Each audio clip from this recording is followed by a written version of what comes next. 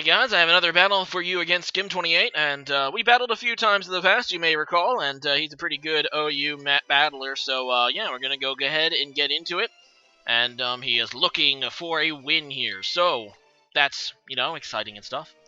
Anyway, yeah, he's going to issue a challenge here. His name is Sam, so that's a very good name, and yeah, here comes a Rotom Wash, which is not what I predicted. Looking at his team and team preview, as you can see, I lead with Starmie, actually trying to predict, I believe, the Landorus, but he is going to lead with Rotom Wash, which is another good lead. And he's just going to Will-O-Wisp on the switch, so that's a very nice move for him, as he gets my Garchomp. He realized that I was probably going to switch, and most of my team is going to be pretty much critically influenced by a burn. Like, it's not very good for anything, so, yeah. Although it's not super bad on Garchomp, since this is my bulk chomp. I'm just going to go ahead and set up Stealth Rocks as he switches out into his, Landorus now. So I'm just going to go right back into Starmie, hoping that he doesn't predict that and go for the knockoff or something. He just sets up Stealth Rocks, which is kind of what I thought he would do. And he is going to switch, which I kind of thought that he would predict a Rapid Spin, so he would try to stay in and hit me, so I go for an Ice Beam.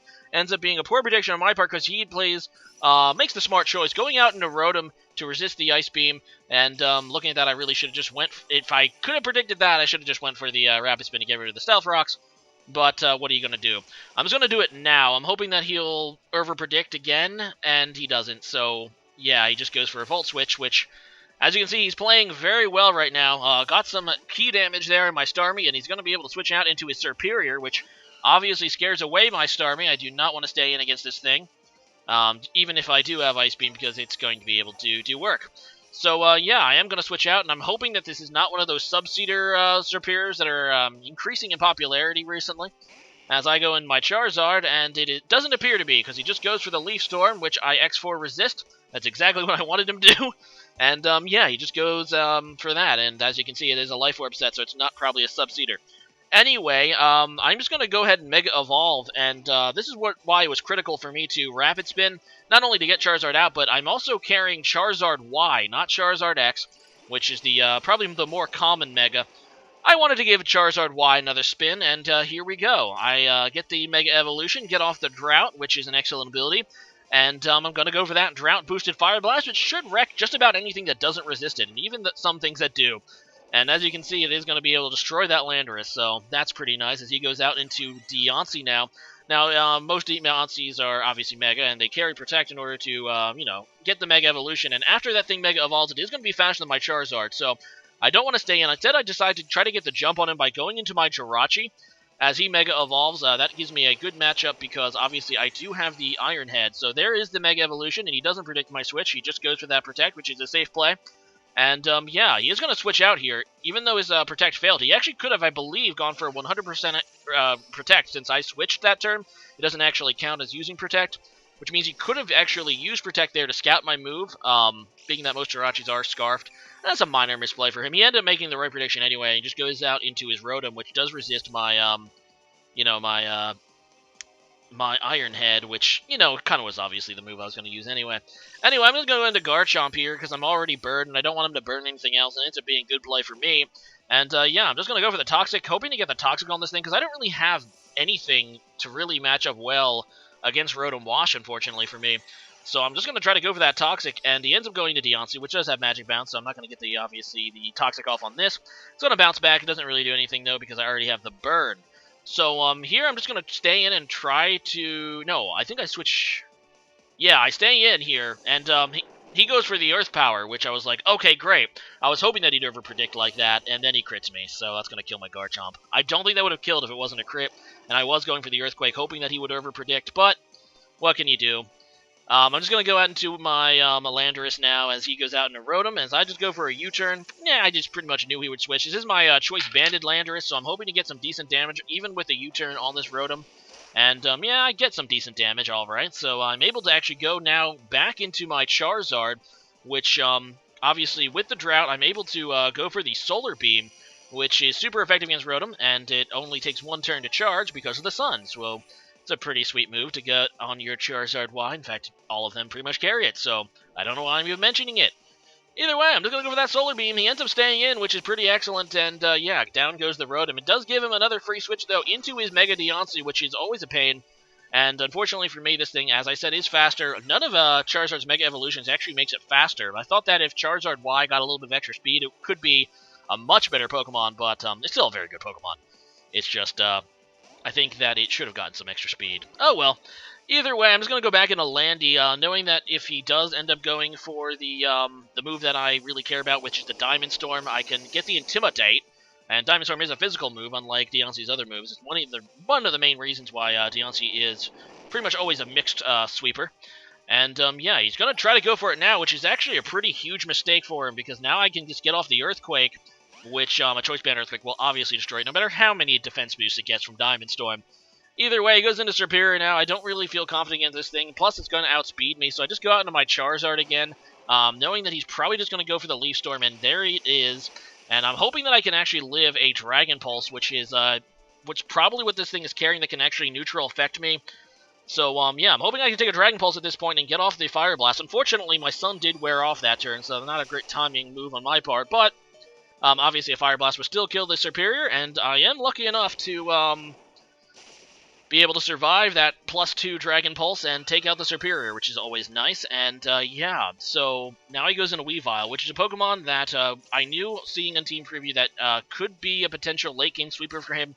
I do have the Jirachi, though, that I feel can match up against this thing. He also has a Keldeo in reserve, but I'm pretty confident my Starmie can take that. So I'm thinking I'm in a pretty good place right now. I go into Bisharp.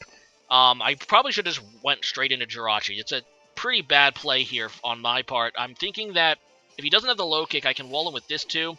Unfortunately, he does have the low kick, and I really shouldn't have wasted Bisharp. Not that Bisharp could have done anything against Keldeo anyway, which is why I was kind of like, okay, let's scout, see if he has the low, the low kick, but still wasn't a great play for me, because I still could have gotten some damage on the Jirachi, sorry, the Keldeo, which you'll see here in a minute, is problematic, because I don't have the Heart Stomp, or whatever the heck the Iron Head equivalent is on most Jirachis. I carry Fire Punch, U-Turn, and Trick instead. So that's not very good because my Jirachi cannot neutral affect this Keldeo. So I go into Starmie here, and I make another big misplay. I was afraid he would go right back in to his Weavile, so I decided to go for the Scald to take it out. I did not predict correctly, friends. He goes for the Hydro Pump, and this is revealed right now to be a Scarf Keldeo, which means he's going to be able to outspeed my Jirachi anyway. And he's also going to be able to pick up the 2-hit KO with Hydro Pump on my Starmie, which means I'm in trouble, because my last Pokemon now are Landorus and my Jirachi, who can't outspeed and can't even hit this thing neutral. So, yeah, I make another slight misplay here. As you can see, that Hydro Pump missed. I should have went into Landorus just for the chance of that miss, because if I would have went into Landorus and it missed, that would have been golden. So I'm like, well, I can't win this one-on-one matchup, so I go into Landorus, hoping for, 2 misses, I guess. And, yeah, he's going to just connect and kill me, so I'm pretty much panicking at this point. And I'm making some bad plays, and as you can see, it is hurting me a lot. And I can admit it, I have played bad the back end of this game, and it seems to be probably going to cost me a win here. Here comes the Hydro Pump, and as you can see, it does more than half to my Jirachi. I just lock myself in Iron Head because it's my strongest move, and as you can see, it doesn't really do a whole lot. Thankfully, he made a bad play. He did not, first of all, PP max his Hydro Pump.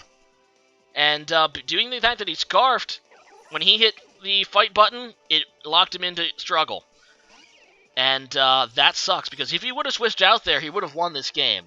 Because he would have, obviously I would have just killed the Weavile, then he would have come right back in, switched to Scald, and killed my Jirachi in all likelihood.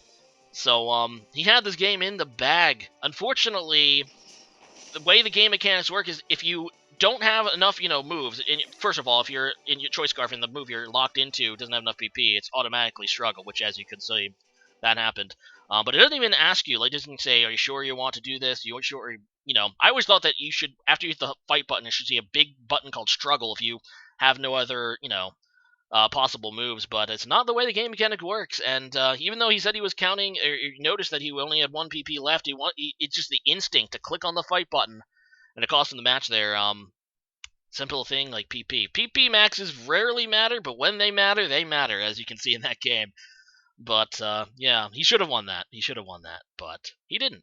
Today's question of the day is this: if you could change the base PP of any move, which one would you choose? I bet my opponent would choose the Hydro Pump, which has a base PP of 5. I always thought that moves that with a base PP of 5 probably shouldn't really exist. It seems very... I mean, I know it's supposed to counterbalance a really powerful move, but most PP 5 moves have their own drawback. For example, Hydro Pump's poor accuracy. So I always kind of felt that... I mean, PP as a mechanic in general, obviously, is more of a single-player mechanic. It's supposed to limit your moves, as you're going through routes and the Elite Four and such. Not really so much should be a competitive, effect. Obviously, the main thing in competitive is PP stops stall wars from happening. Eventually, Pokemon will run out of PP, but I think that most moves with a PP of 5 should be changed to 10. I never really liked the PP 5 tier there, so leave a comment about that and see you guys next time. Bye.